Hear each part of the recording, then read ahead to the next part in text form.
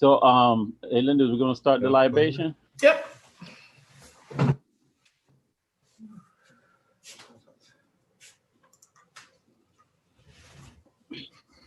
Okay. So, thank you, everybody, for turning up on this wonderful, hot, sunny day. Again, hopefully we have many more of it. Many more sunny days, I should say. So as we pour libations, we're going to keep in mind our ancestors, whom to you embody the following principles. We do want to make sure that we think about people who have guided us to date, our ancestors that have had an influence on us and has made us the people we are today, that we're very thankful for. We also ask for the guidance and the wisdom of the ancestors who went before us and whose lives were lost in the Middle Passage, as we commune weekly in this book club studying the Yurugu. And particularly, again, we ask for the ancestors to hold and guide us in our daily life as we walk through it day by day. So as we pour libations, the response is Ashe, so be it. So we pour libations for all who dared to define, defend, and develop our interests as people. We say Ashe. Ashe. We pour libations for our ancestral land. We say Ashe. Ashe. We pour for our people then and now. We say Ashe. Ashe.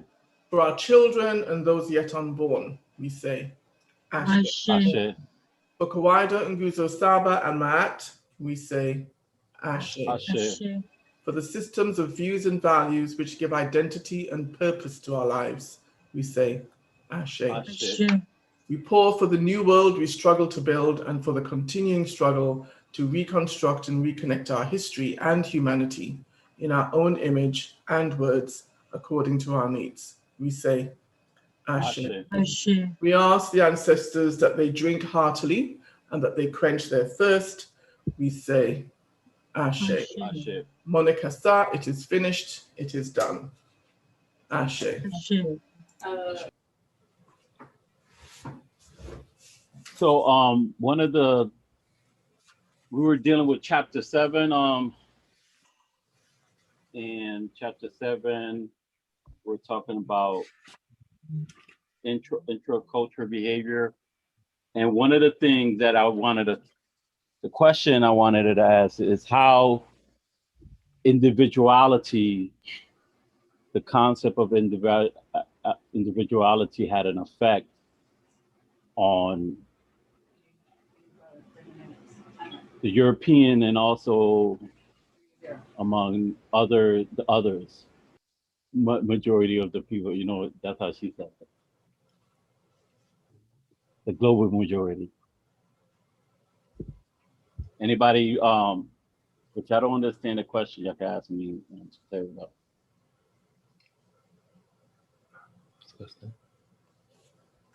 Can you repeat the question for Eugene? He was busy with some water. Okay, I said, how do the concept of individuality affect the European, and also that how we got affected by that? Okay.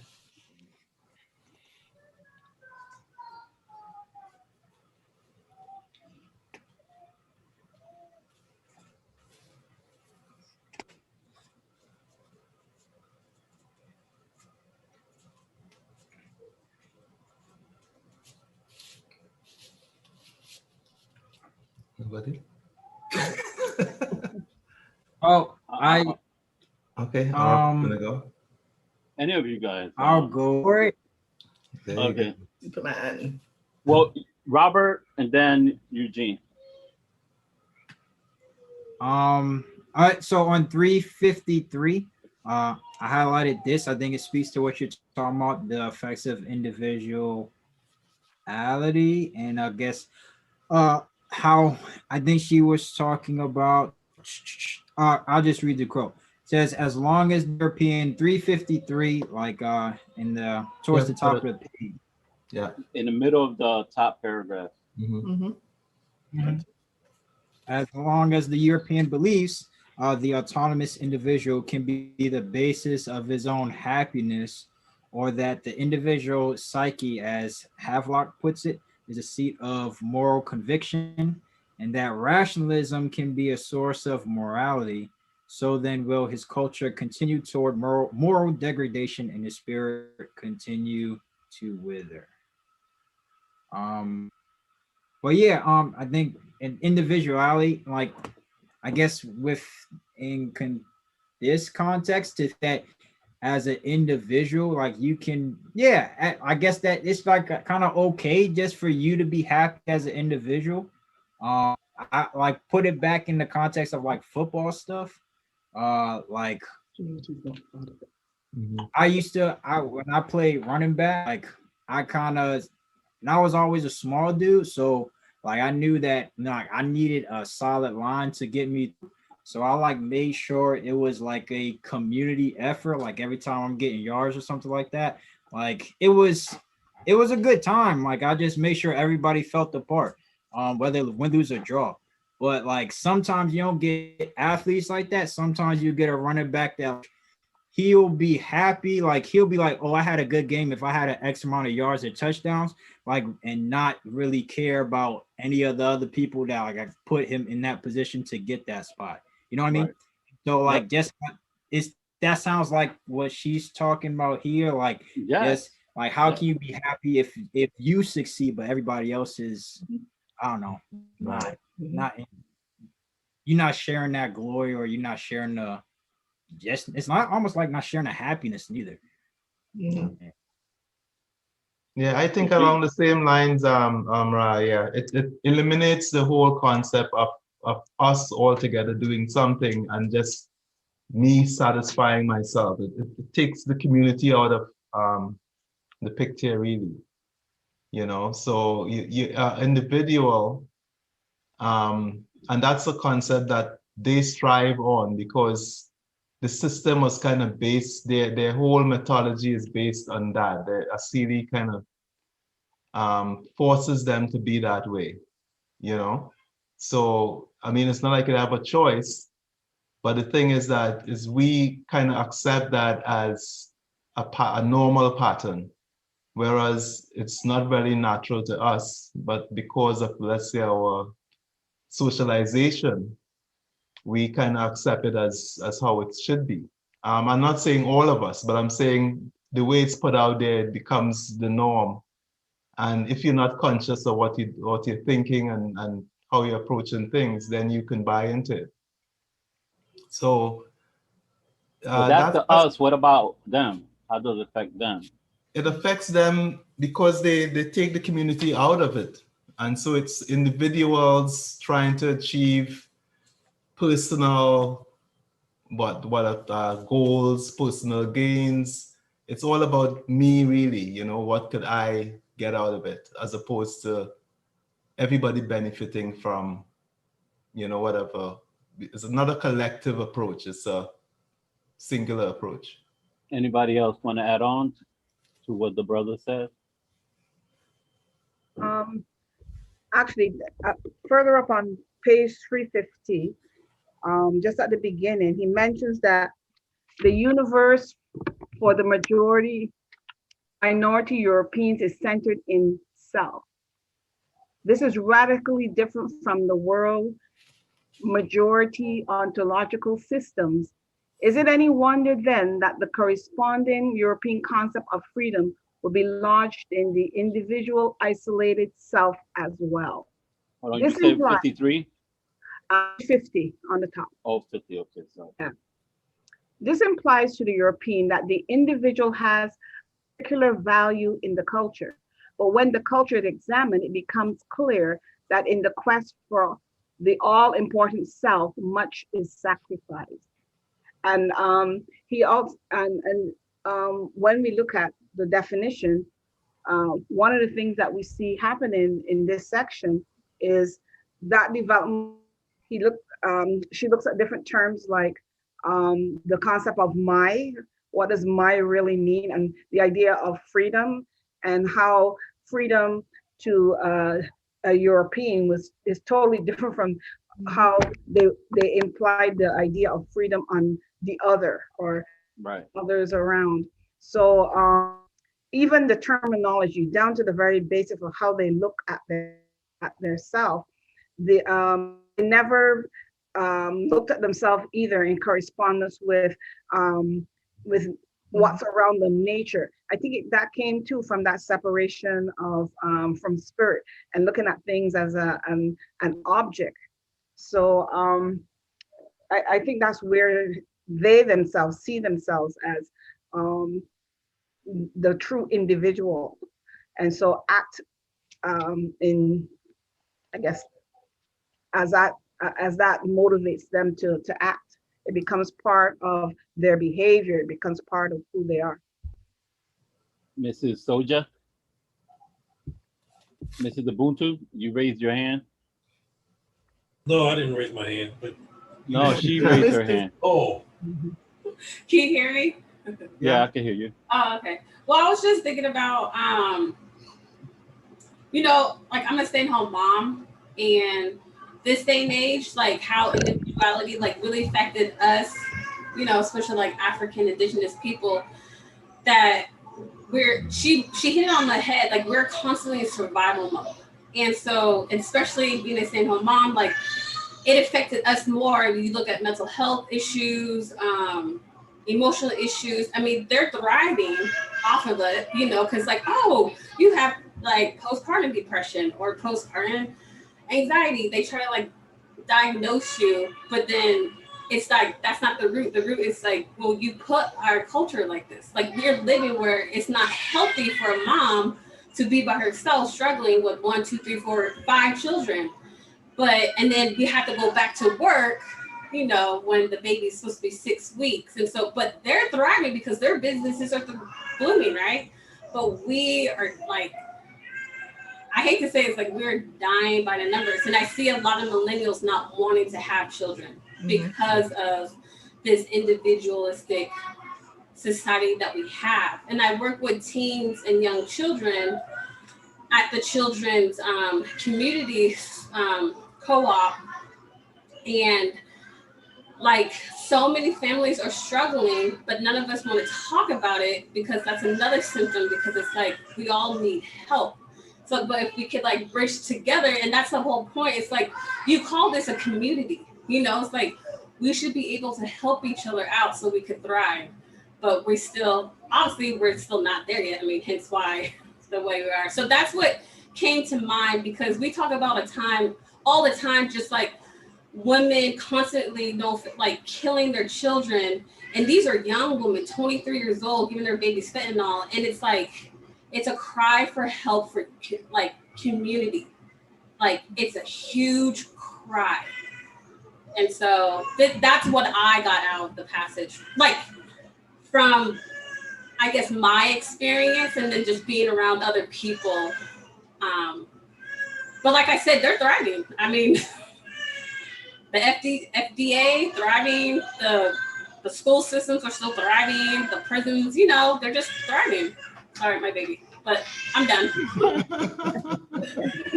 Just point out, however, that there's no real European concept of community. That really is not a concept that they have, because if you're thinking of the individual, right, you're not thinking about us, so you're not thinking about our, right? No. You're thinking of me, right? So community even enter the picture for them. So there's a quote on page 351, actually on 350. At the bottom of 350, there's a whole paragraph about the creation of the individualism, and that it feeds the Asili. But the bit I wanted to talk about was the second paragraph on page 351 that follows on from what everybody's saying about the European culture creates a being who thrives on competition and therefore on individual and distinct achievement, because there is not a natural regard for personal worth born from and supported by the culture.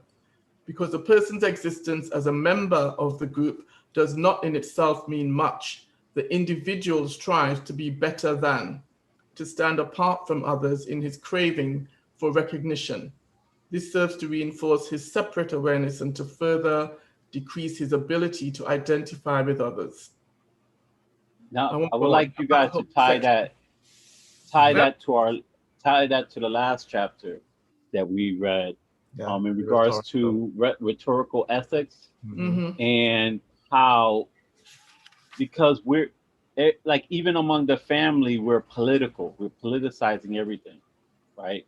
And this type of Sealy, in terms of dealing with the need of power, and also this, like, being afraid of not having control, and seeing nature and everything else as a challenge to your existence, creates this, it nurtures this individualism, right?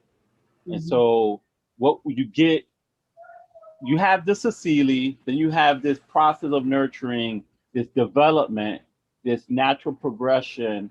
If one is like taking spirituality and the interconnectedness, like in that chart, I think it's the second. Is it the second chart? I think it's the second chart. And when you do that, you no longer are thinking about the benefit of the whole. You're just thinking of yourself. You are selfish. And so a lot of things become selfish acts. And how we organize Western society is all selfish. And Veronica's is right. You cannot have a community, no matter if you want to fake it. Community becomes rhetorical ethics, right? We're talk about community, but in actuality, it's not community. So it goes back to appearance versus reality. And I'm trying to bring it back to make all these connections, right? To previous chapters, to what this is, right? So this is and then this individualistic, selfish behavior justifies, and she talks about like how the Protestants made the move to where it was created by merchant people who selling stuff, and the development of capitalism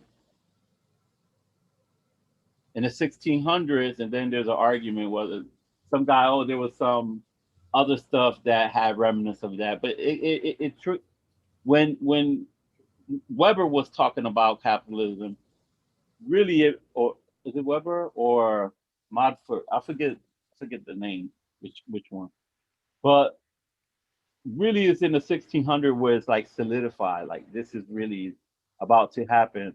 And slavery was brought in place, chattel slavery.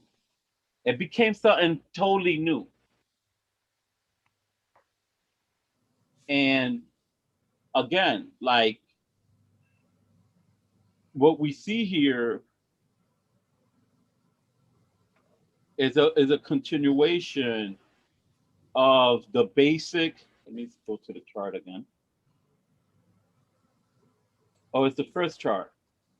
The process of European Kamawazu. And so when you become that individual, you basically objectify everything. You separate yourself from the universe, and you have a warped view of everything.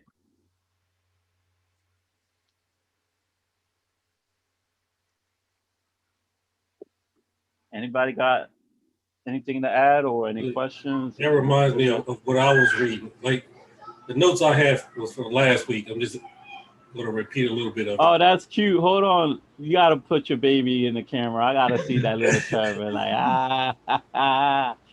hey, look at you rocking that turban. I like that. Thank you. Sorry about that. But she talks about the cultural ego and yes, the reason over passion. And what it become individualistic now, right? Yeah. The so ego. So I'm going to put it like the younger people. My lower nature, my passions and desires, everything that I want, that becomes the cultural ethic. My drive for power, my drive for money. If I don't have that, then there's something wrong with me. There must be something. It's like you read this. Go ahead, keep on, bro. Like if I don't have a passion to dominate, then there's something wrong with me. Either I'm lazy, I don't have the drive to win, I'm passive because I don't want to dominate over somebody. And that and you can see it on the job. Like the people that get promoted or have the worst qualities, the ethics is just terrible. You know, they don't care who they destroy to get to the top. Those are the ones that they want at the top. But that's the culture we're in. And when I was reading it, I wasn't really thinking about white people. I was thinking how many black people have this asili. Like we're consumed by it. It's not that they don't have that asili. It is that they are affected by the asili because they're not going to be given power. They're not generating power. Right. It's like you have a structure and they're like gears. We're the one who give them power, and that's that's on the second chart. But people are behaving individualistically. They're capitalistic. But that wasn't our way. And so we're talking about now the effects. We're talking about the effects of what this is having on us.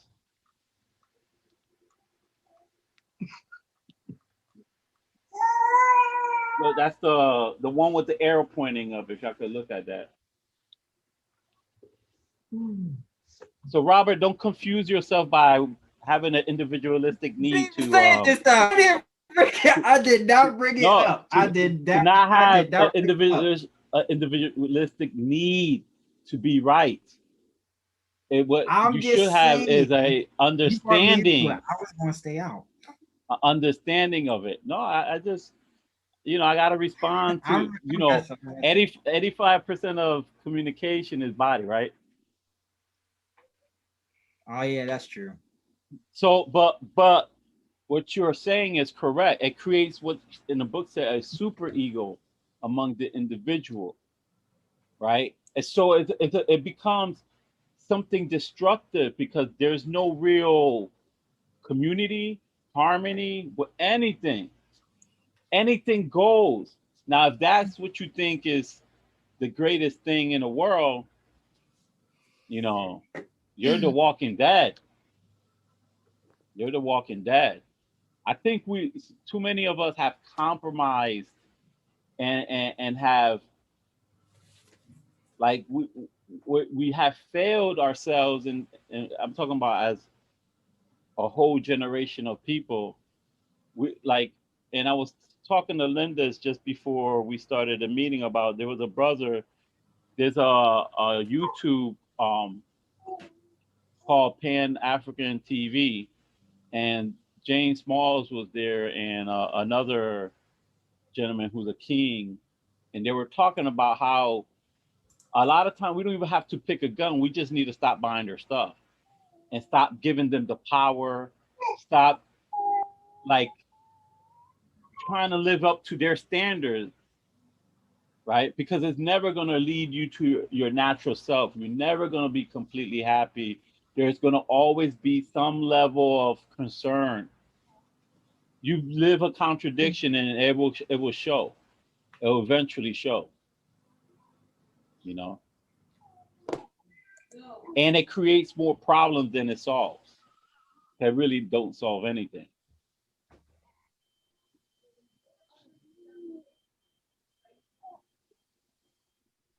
So Robert, what was your trick?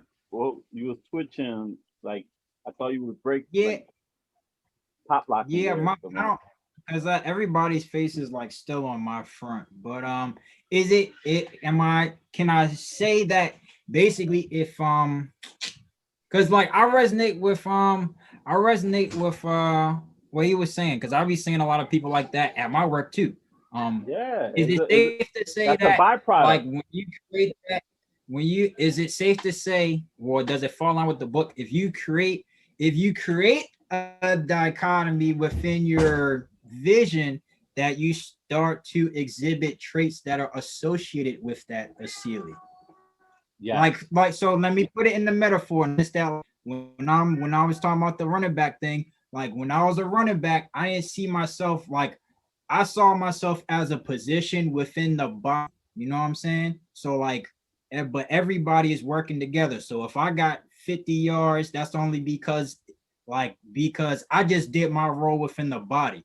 But when you start to look at yourself as like, I don't know, maybe like, it's like if the head get too big and the head think it can just operate without the rest of the body. The superstar of the team. Yeah. You start thinking like, no, this is, I'm just going to get these yards and everybody, like, we got it, but it starts with me. And then if I don't, I like your example. Other person's fault. I like your example because it illustrates an important thing. One, it illustrates how behaving like them is bad for the team.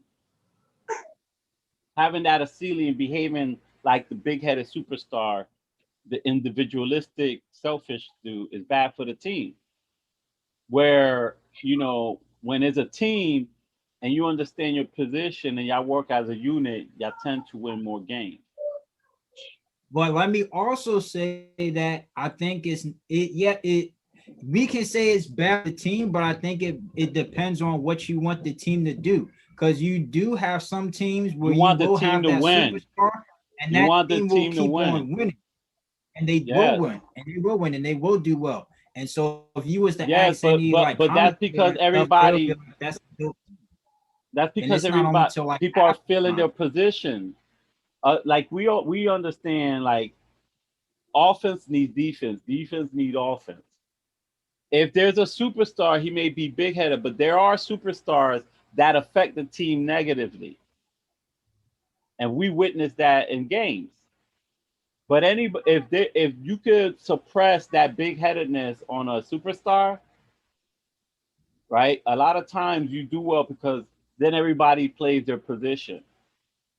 But with that individualistic mindset, that creates separation. People will be like, man, I don't want to be, or let him get tackled, or it start creating a lot of dysfunction. Even if you win in games, it start creating dysfunction in the whole group, the whole team. So it's not beneficial in the long run for the team. A true superstar makes everybody better around him. Mm-hmm. And then everybody knows, man, this guy makes me want to play harder. He makes me want to be a better ball player or a better person. Mm-hmm. That's a true superstar. Yeah. Mm-hmm. You lift everybody else up. Yeah. Mm-hmm. Well, there's a book that Dr. Jacob Caruso wrote called Intellectual Warfare, where he makes a comparison between how Greek culture looked at cosmology, where the gods could kill other gods. The way you determine your freedom is not following no laws, like Zeus did. He was the only one who could kill another god, could rape anybody, could do whatever he wants, and nothing happens to him. Right? That's the individualism of their cosmology. In every other, like African cultures and even Asian cultures, you gain freedom through knowing the laws and understanding nature, and you're able to develop a certain level of freedom, like being exercised to survive and all that. When you have this individuality, it's straight, let's pillage. Like survival is like, okay, let's take their shit and let's run with it, and let's take their women, kill their children, kill all males, and destroy everything and take the food, whatever wealth they have and stuff like that. And to all the way to the point of genocide, by the way. Sorry, Linda. I was going to talk about freedom because there was a very good piece about what freedom means to the Europeans and what it means to everybody else. And I'm looking at page 343. The concept of freedom means free time to do whatever you want to do for the Europeans. But as we all know, free time, do whatever you want to do. Some of the things they talked about was being having negative because you're empty. You want to do something, but you don't know what to do. But you want to have the ability to have freedom. So for the African, freedom doesn't necessarily mean that. It means the opposite of that, actually. It means that you are doing things, as Ra had mentioned just now, about being in nature, respecting all of that stuff. It's not about doing what you want to do. The concept of actually Ubuntu, they changed the phrase around and they said, I got to get that phrase. Ubuntu means I am because we are. And the phrase that she used here said, we are because I am. So she turned it around. What page Also was that Nietzsche, also the Nietzsche thing. Nietzsche said something is Yeah, I read that. Yeah, it was part of what you said. I had to stop and think. I said, but hang on, that's Ubuntu. Then I go, no, it's not Ubuntu. It's we are because I am. So again, the individual me self, everything revolves around me, as opposed to the other way where it's I am because we are. I got to find that reference. Oh, there you go. Also how freedom is like, okay, free time, you know, like it changes. It doesn't have a real meaning. It has nothing meaningful when it comes like, you know, when we talk about free time. What's another example? Recreation. Yeah, free. So the concept of that is scary because when they talk about, you know, there's going to be less work and you're going to have more, the whole thing is about value, having no value, because free tickets, free cars. But the more free time we have, the more mental health problems people are having, right? Look at how much free time you had in COVID. Well, there's no purpose, no connection to the whole. So you're creating a separation from what gives you like energy. You're separating yourself from existence in some ways because you're isolating, you're creating a maze that you're not going to escape from. I don't care how it's going to constantly and you know, you better hope that the next wall you put up doesn't put you in a box, right? It's interesting that COVID actually forced all those things on us. What was the first term they used when you had to isolate? Physical distancing. Yeah, and then it became social distance. Even the wording was around that whole concept, right? I'm glad you mentioned that because of this individuality thing that they got, you can't manage public policy well. Because people, you don't know what you mean. You're fork-tonguing everything. No, but not only that though, it's that people, because of the individual, people tend to think that what I believe is more important than what's good for the whole society. Yeah. So you find that a lot of people will think, oh, I don't really want to do this, but they're not thinking that by not doing this, I'm affecting somebody else, right? So it's benefiting them. You know, a lot of time it doesn't benefit us, right? And actually, when they talk about freedom, it doesn't really benefit us, right? Interestingly enough, I mean, I wasn't aware of it until sort of halfway through last year. Because the younger people are probably the ones that are most affected by, you know, because they grew up in the whole system wholeheartedly.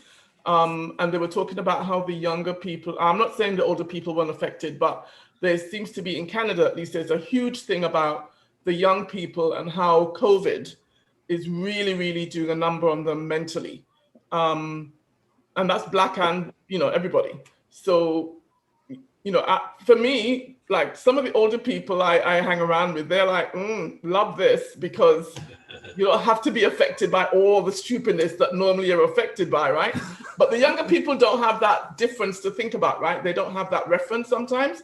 And it's actually harder for them because they are brought up with the individual, I am, everything revolves around me. I need freedom, but I don't know what to do with freedom. So now they've actually had freedom. They're going crazy.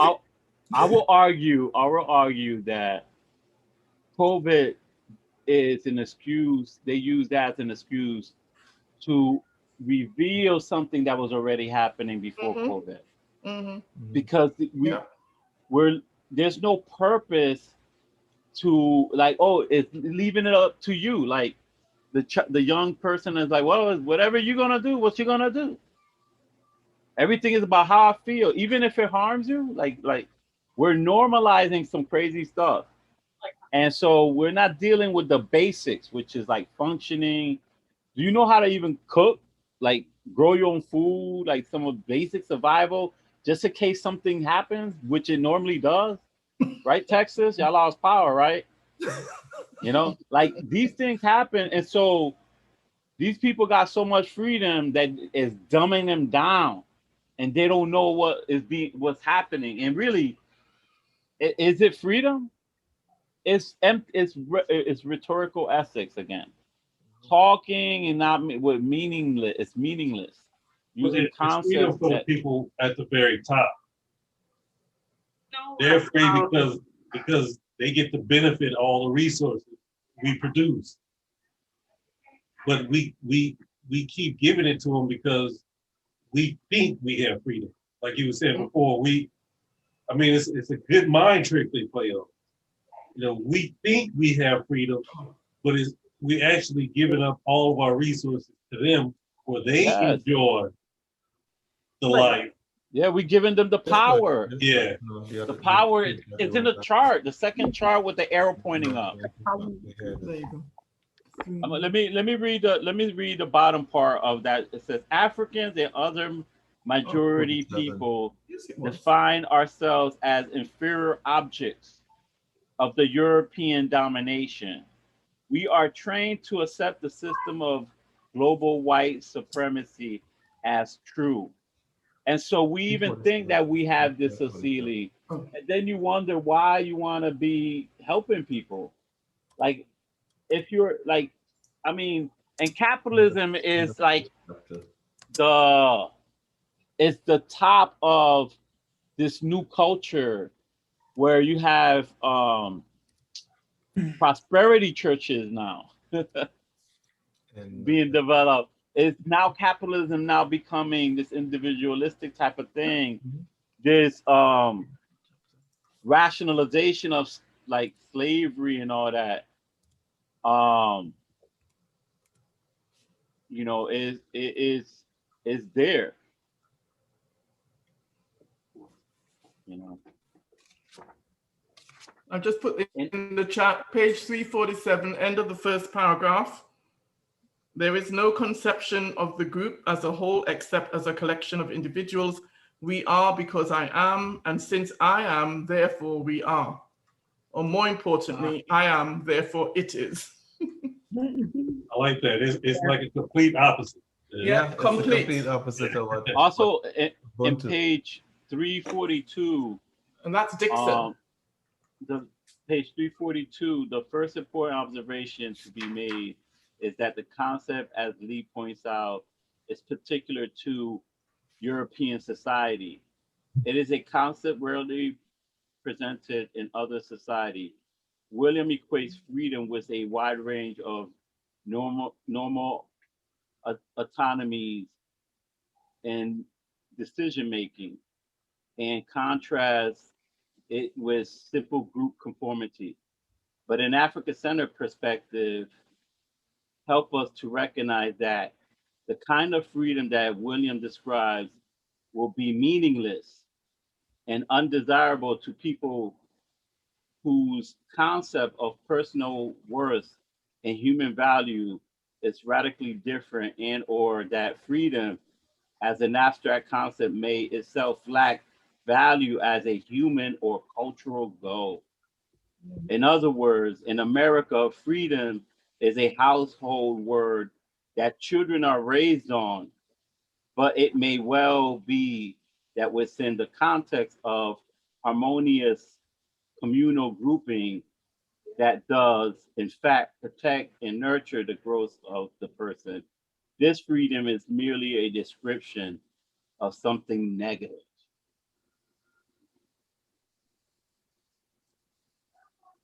And so, we have to be careful with the words because we need to understand when it has meaning. This is where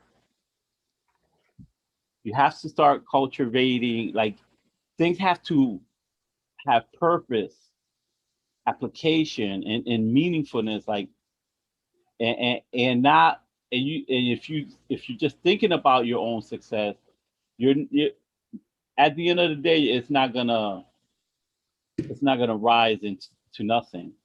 And if you gain power, you become destructive, and that's what we're witnessing right now.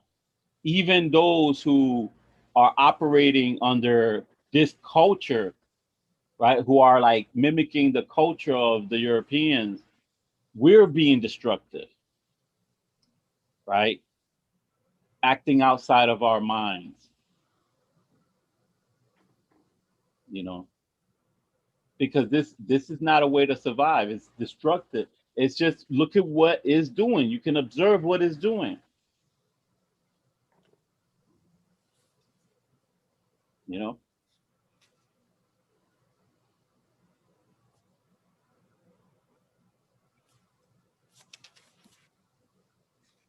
anybody have one? The European or Greek philosopher says there's nothing in the world but what's inside your mind. Can you repeat that again? Which one of the philosophers says nothing exists but that which is in your mind? The only thing that exists. Nietzsche. He says, "I think, for therefore I am." That's Nietzsche. That's Nietzsche. Oh, okay, that's Nietzsche. And that's pretty much the society we live in. Nothing else doesn't matter but me, what I think about, what I want. And this hurts science too.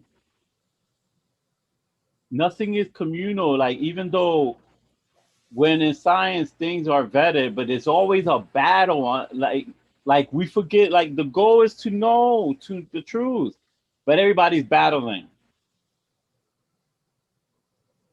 And so it prevents progress. It prevents us from having this conversation in one of the moons in Saturn. Like, we could have been in Titan, just like, yo, what's up? You're like, yo, I'm chilling in the moon. Like on Earth or in Saturn. We could have been like, just, it could have been the Expanse. Well, actually, that right there is is deal with all this, like the individualism, all the problems it creates, and so it becomes like one versus the many, like, I think the people be baby's like, no, I don't care. crying for the community. No, come on, yeah. Taking on the woes. I like her little hair wrap.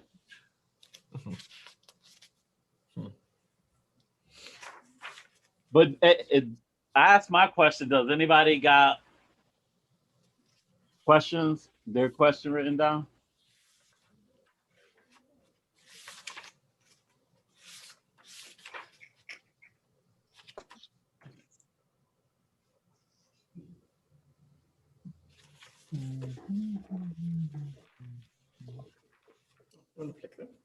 No, go ahead.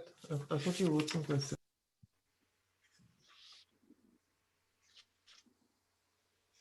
Hey, Robert, you always have a question ready. What's up? Don't wait for the others.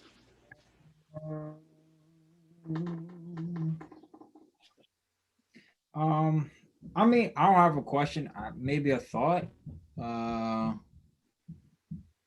Form it as a question, so we can talk about it. Can you? If not, just say the thought.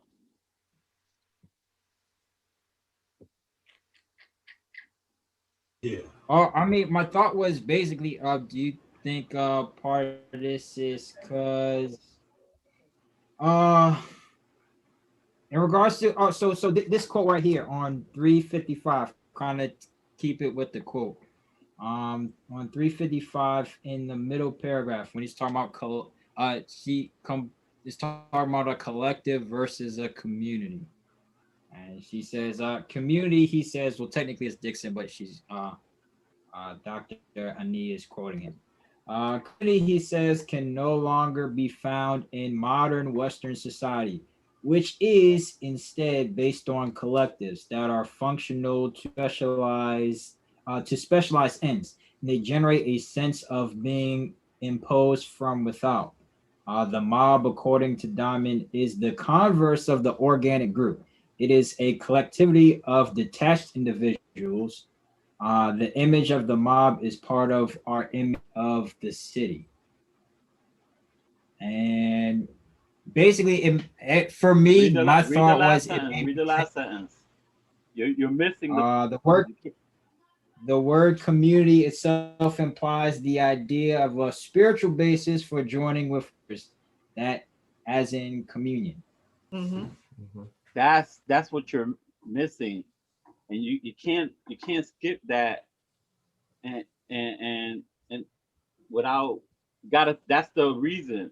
Community in terms of like you're connecting with other people, so you're looking at yourself as a whole, not as a part. Collective is creating all this separation and everybody's moving in their own way in this individualistic way, but it's not. There's a lack of spirituality in a collective. Well, that big my thought was, it just reminded me of how it reminded me of, I guess, from the government's perspective, like what constitutes a union between two people is essentially just a contract. And as long as the contract is fulfilled, like everything is cool. So like maybe in this sense, when they talk about a community, is essentially it's a contract, like something that's on paper. As long as you fulfill the contract, everything is Gucci. But if the contract is that's the basis of tie that to what you read, like tie it. That's what I'm saying. No, you. All right, so let me say it again. So what I'm saying is that maybe they're on under this assembly, the understanding of community is a contract. People are united not based on, like I said, well, remember these are we have the assembly, and these are the effects, right? We have the assembly, and because of the assembly, they're behaving in a certain way that leads to developments of a particular culture, right? Now, with that understanding, explain what you're going to say with that understanding. Like nothing adds to the assembly. Through this assembly, the understanding of communion or the understanding of community is essentially a contract between two people, like a written document between two people that can be verified by like a lawyer or something like that. It's not a spiritual thing, right? And the relationship, right? The relationship goes no deeper than the contract. Right. It's yes, business. Exactly. Yeah, I think I get what Robert's trying to say. There's no. It means that you're working together, but it's all like a system that's put in place so that everything gets done, but there's no real connection between the people doing it. So it's all it's not meaningful at all. Right. So it's all laid out, it's all structured, and you just fulfill your role and go about your business. You know what I mean? Yeah, And but so there's no real connectiveness to it. Yeah. You know, although it does get the job done, but it's missing that human element. You know what I mean? As you're saying that, I'm thinking of that. Isn't that how governments work? The Yeah, left hand doesn't know what the right hand's Right. doing. that's how the West works. Right. Government in the West, and I was going to bring up. all Western, and that includes African Western. Right. Yeah. Now the only thing is the Asili, right? This thing stems from the Asili. Nothing adds to the Asili. Nothing is because it's this is because of that need for power and the fear and all. This thing develops and is created. You know, it gives birth to this type of culture, and it transforms, and it's getting stricter and worse, and you know, and they're doing things that is very dangerous to the overall without any concern. No, but the thing is though, I think, I mean, we critiquing this, but we are part of that whole structure as well. Right. Yeah, You know, we we're contributed as we much give as it power. they do, you know. We give it So, power. We give it power. Yeah. We're not separating ourselves from this. Yeah. We give it power. We're the batteries, yeah. but we're not the Why do we get- beneficiary. Huh? Say that again. I was saying, why is it that we give it power? Why is it? Yeah, like why? Why do you think, we're looking at something that, clearly doesn't benefit us? Why do we continue to give it power? Or Why have do we you continued give it? to See, that's a internal question we all need to ask ourselves. Why do you give it power? We need to ask ourselves. Why am I giving this system that doesn't benefit us power? Why do I choose to be the copper top battery? I think Miss Ubuntu kind of put that down from when she spoke. When she spoke about how things are laid out and structured, in a survival mode, as she put it, we want to live. We within the system. Well, So she's talking more of the destructive side of it. It's not the reason. Yeah, but what the way she put it is that there's very little choice for a lot of people, even though you might think it's a situation they can change. They can change it only if there's, let's say, a mass connection where, it's like a movement. No, there's always a choice, and we choose. We choose. We willingly and openly choose. This is not something that we knew about this, and we chose to compromise. We chose to buy McDonald's. We chose to buy the pizza. We chose, and at that point, like, the more we become aware, the more we're able to, more we know who we are, the more we're able to stop those things. To the point where now we got people who know like they're African centered and still are in the mix. That's a problem. And so it's the compromise. We gotta be honest with ourselves, right? Like, yeah, I chose the blue pill. I'm gonna stay in the matrix. The thing is, I chose to be the copper top. You also have to have the awareness, because if you're not aware of it, there's no action taken. And then if we have to do the opposite of what they do. So in theory, we can't think about it individually. It has to be a concept that we think of communally. Yeah. If we think of it individually, we're doing exactly what they're doing. Yeah. Right. But we don't have the same structure in place. Not necessarily, because what we're doing is we're analyzing it. So you but could do still you could collectively. you You have to no, we're connect. analyzing it. Like you Mhm. every change happens on every individual. Now, in terms of creating a nation and really try to self-determine, you need the community. To But act, to act. now, But in our enough own mind, conscious. for example, you guys created the ACHA. Mhm. That's an example of a collective, everybody realizing that and then Yes. engaging in that, right? And so that has to happen in a much broader scale, in a more intense manner, right? To be able Once, to understand, to be able to self-determine, to own land, property, to and to like create food, clothing, and shelter without needing them. And we don't even really need them. That's a falsehood. Yeah. once we come All to the this, medical science, all the technology, we have our hand in that.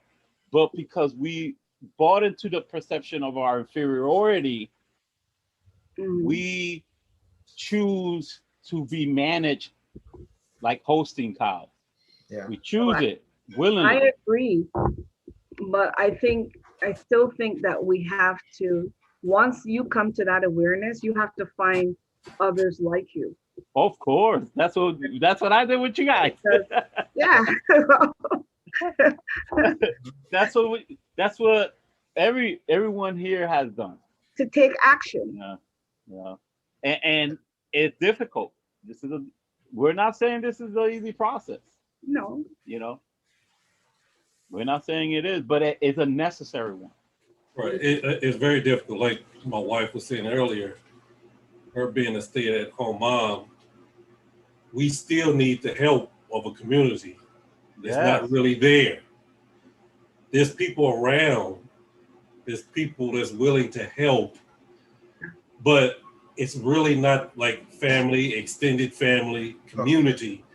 It's okay, I help you, I charge this much, and okay, we can do that, but do I really trust my kids with somebody that want to charge me a certain amount of money? How well invested are you in my children when I'm not here? What if I didn't give you enough money? Do but somebody that's extended family that loves you and loves the family, they're going to protect the kids. It's something deeper than a contract, yes. than an agreement we made. It's something meaningful. It's something Yeah. meaningful, not deeper, but meaningful. They see themselves. They see your child like theirs, like an extension of themselves.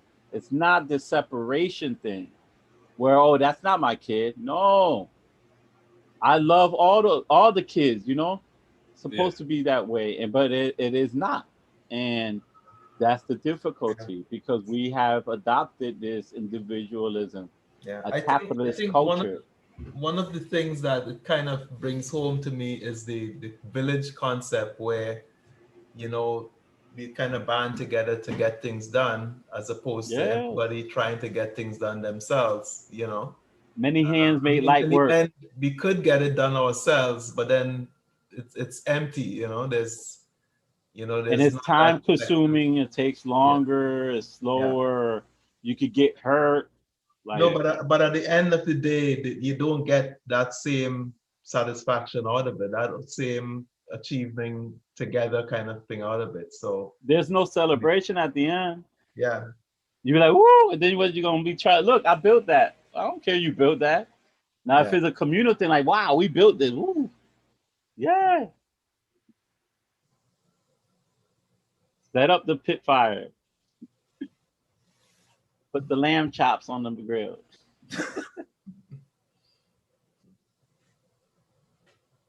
Rotisserie chicken. No, but this is just the culture that is in, and there's a bunch of contradictions. And so, you know, I think because we live in this individualistic lifestyle, we tend to that's what delay us. So in some ways, you know how a lot of people talk about unity? That is the answer. I mean, as hard as it may seem, that is the answer. Unity. It doesn't mean that we all have to agree, but we need to like understand what's going on and truly come together and help one another without this selfish, like this Carruthers said one time, there's two types of student, one who wants to learn to better themselves and better their community, or the one who wants to learn to show off to everybody else how much he or she knows. And so the first one is the preferred one, which is the big-headed one, right? You know, and so that happens. And what we have witnessed is this thing is not something that is beneficial, it's not useful, it's inefficient, it's destructive. And we cannot deny that. We're witnessing it right now. There's so many things going on. They can't even handle public policy. You got governments are now starting to reject, African governments are starting to reject this stuff and are now battling, you know, public policy among back doors. Like, no, we don't trust you. You said this, and that. The contradiction came in, and it boosts other people's ego, the others. It boosts their ego and self-esteem to now they don't feel as inferior as they used to feel. You know, and they're willing to talk, willing to come out. And so hopefully that tipping point in COVID-19 kind of exposed them, like Lindis was talking about. It exposed a lot of things. And this is one of them. Exposed mental illness. It wasn't COVID-19 that gave the illness. It was already there. It just pushed it out to the forefront. Oh, because they're isolated. No, they've been isolated. COVID-19 just broke the camel's back. Kids are feeling isolated all the time. And sometimes parents are the main bulliers, pushing them for, oh, go to school, get that degree, all this, like some of the stuff without really providing a safe haven, because sooner or later we tell people, it was told to me, be smart, be this, that, not tell me that when I be that, I am target enemy number one. And so I'm targeting the universities. I couldn't even finish my master's degree because the chairperson was on trying to get into my, that panel. They wanted the panel. He wanted to know what I was doing. I'm like telling the black professor, yo, won't you stop this? He was from England, like Parker, last name Parker. I'm like, what the heck is your? So I'm like, you know what? I'm wasting my money here. This meaningless. It's meaningless. And so I left. You know, I was able to, have a job and all this other stuff, but the disenchantment was that really they don't want to know the truth, because you being an African disempowers them. There's an anti-African sentiment because no matter what, you could try to be a black capitalist, but in some way, somehow, that the spirituality comes in. That's how black folks, when they practice Christianity, it's more lively and spiritual than their Christianity. When we practice Islam, it's more than what they are. We do it better. And that's because we Africanize it. We do charity and stuff like that. We try to help, I'm not sure about the Prosperity Church. I've never been in one, so I don't know how that part.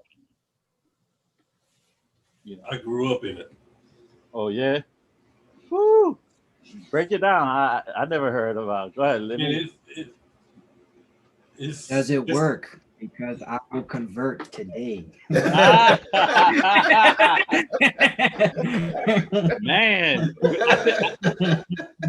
we got Super Wazunga here. Yeah, I gotta keep it a stack.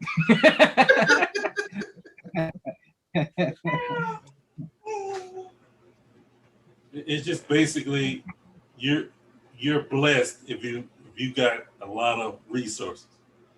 You've been blessed if you got a lot of money. It's all about the resources you have.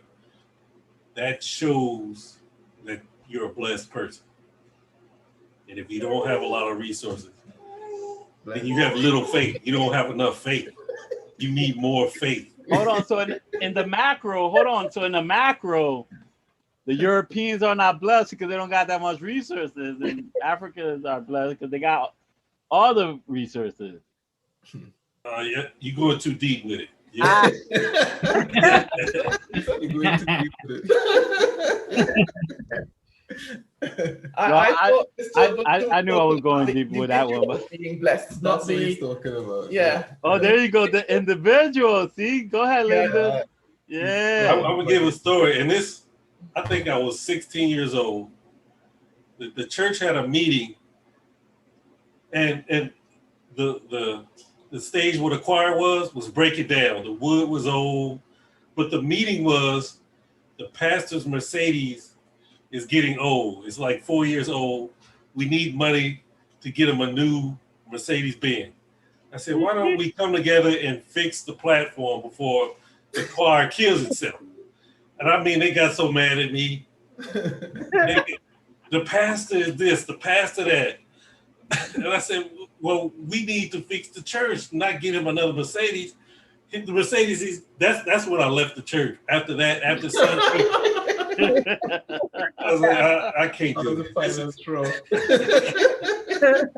This is too much. Don't you got to give like a percentage of your salary to the church? Yeah, 10%, 10% of your earnings. Can you imagine everybody on top of the offering? Woo. And the pastor's anniversary. Robert, what you think, Robert? What you think, Robert? What I think about? You gonna join? You can go for it. I mean, so this is what I heard using the Asili. I heard that if I am going to join, I'd rather be the pastor than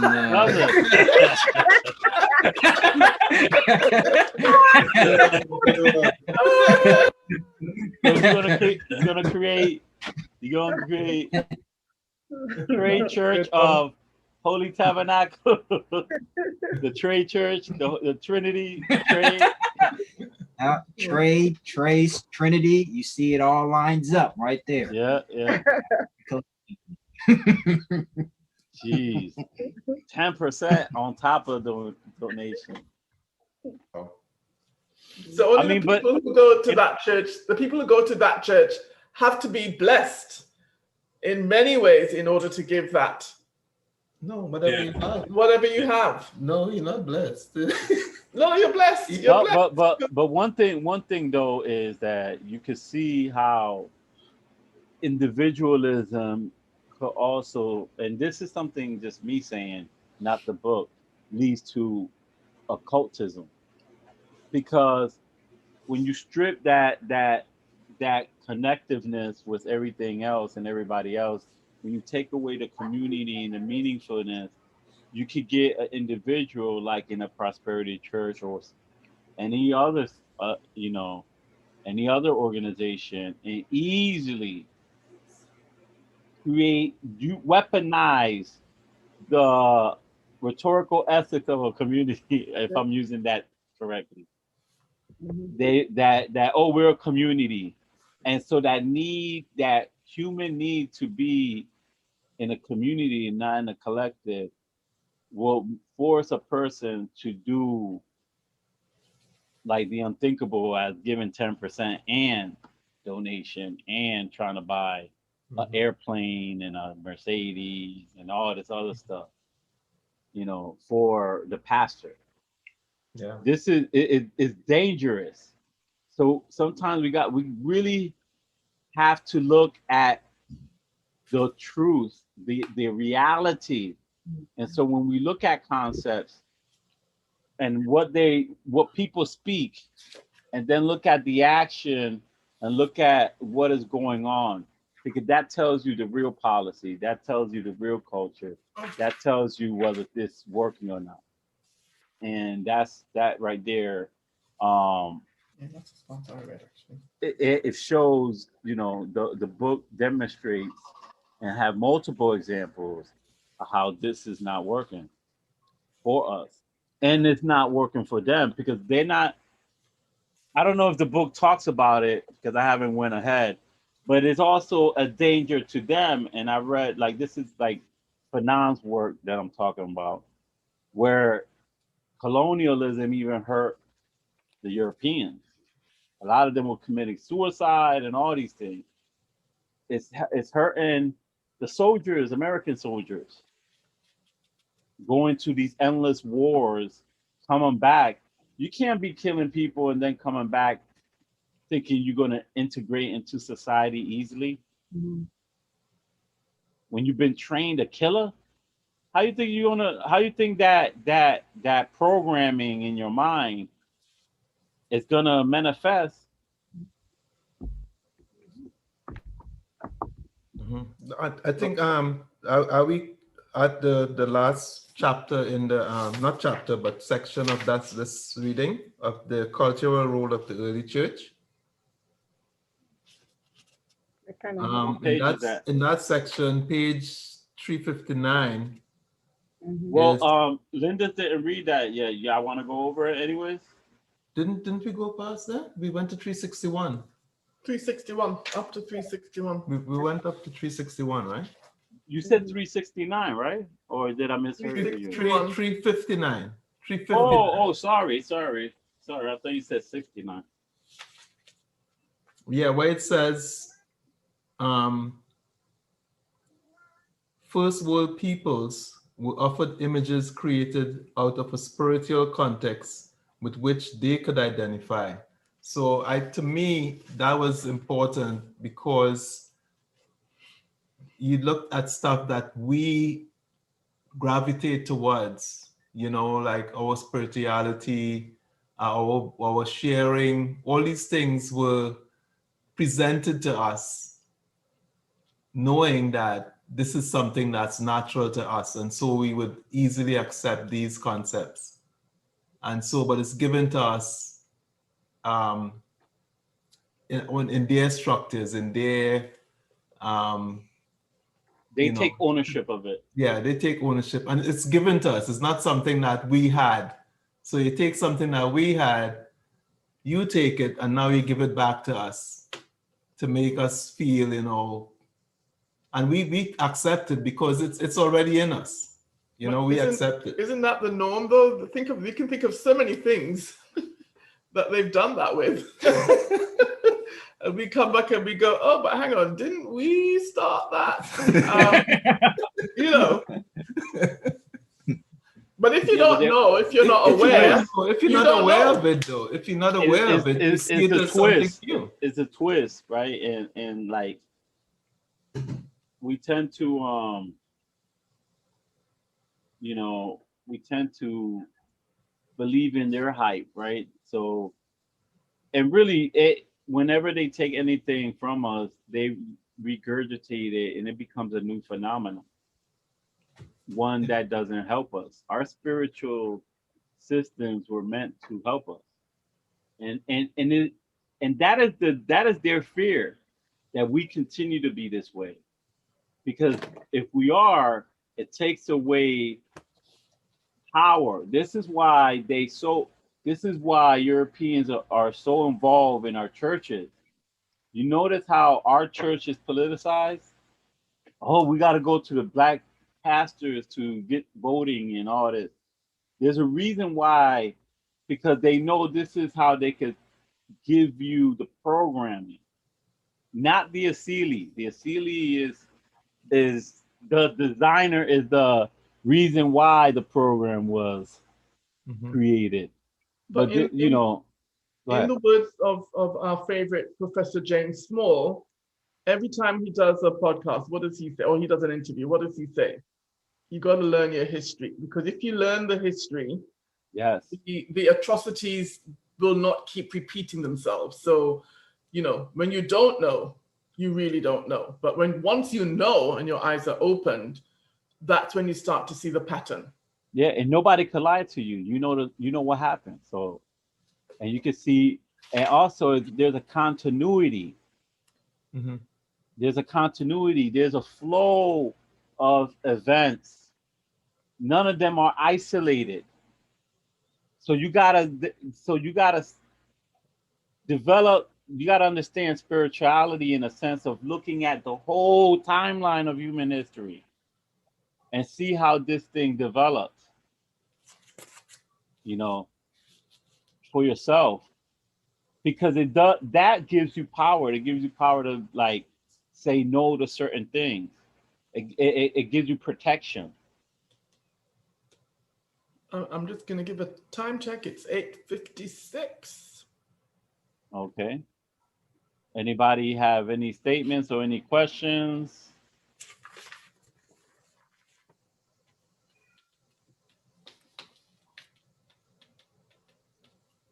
Veronica, did you write a question down, or y'all already gave a question, right? Linda, or no? Robert gave a question. Veronica, I can't hear you. Can't hear you. Oh, she took. Yeah, you muted? Oh, you're not muted. You're low. Okay, that's Going better. on with this. Yeah. Okay. Oh wow, Wow. that's a big difference. Yeah, because I'm like pretty much talking right into the speaker. Yeah. So a lot of what I was thinking about came out.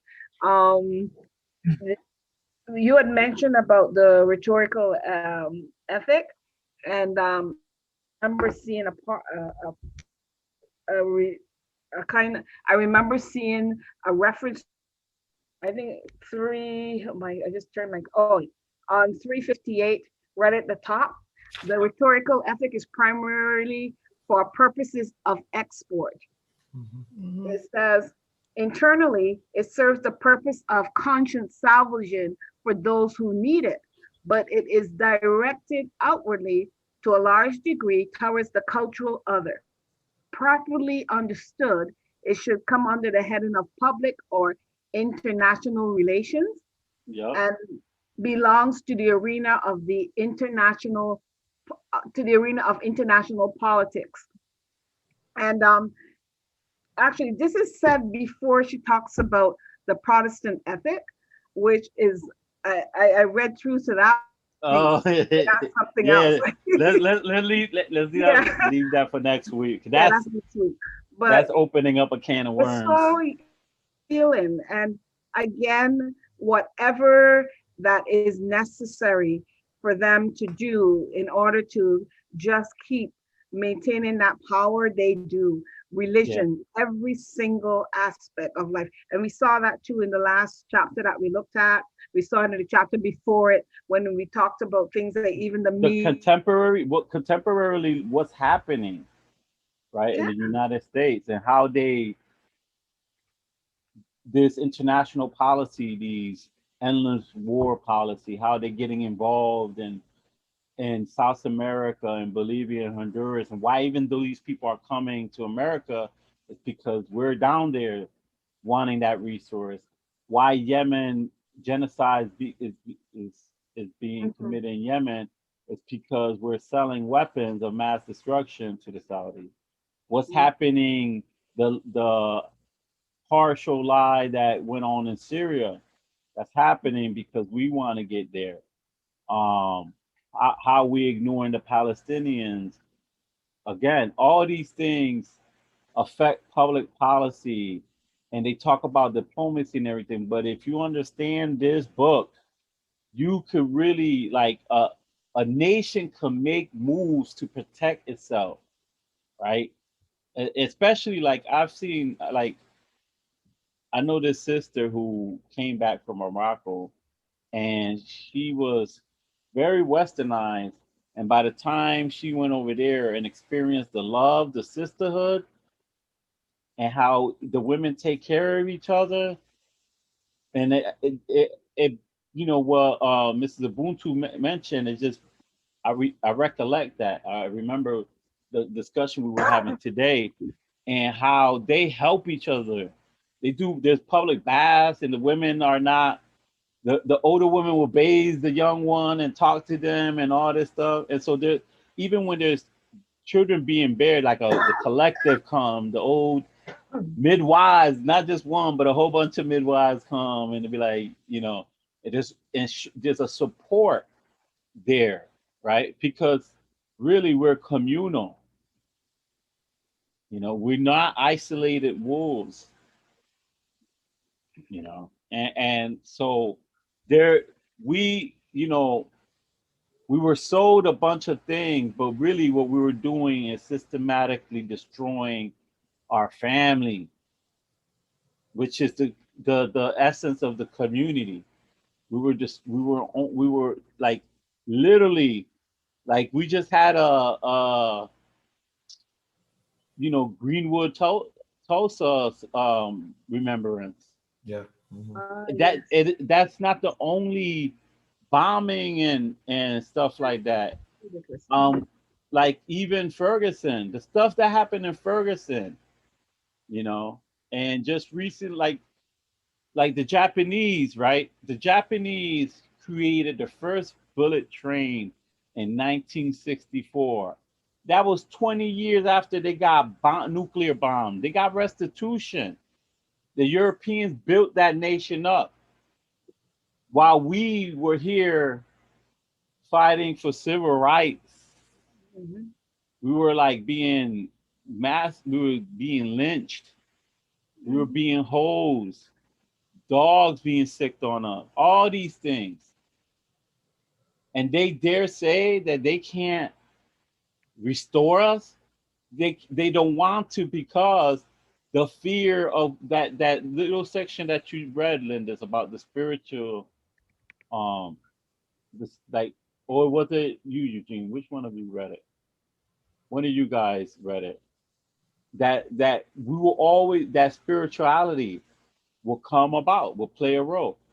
We soon, like, if everybody have a certain level of wealth, whenever there's a problem, it will come together, because we're not thinking individualistically, because we're not in that survival mode, that savage mode, you know. And that was one of the benefits that we had living in such a resourceful place like Africa, where you could yawn and grab a mango. Like, like in Puerto Rico, when there's a hurricane, right? A hurricane will pass. Man, the whole street is full of mangoes. Everybody's like, the kids are picking it up. No need for candy.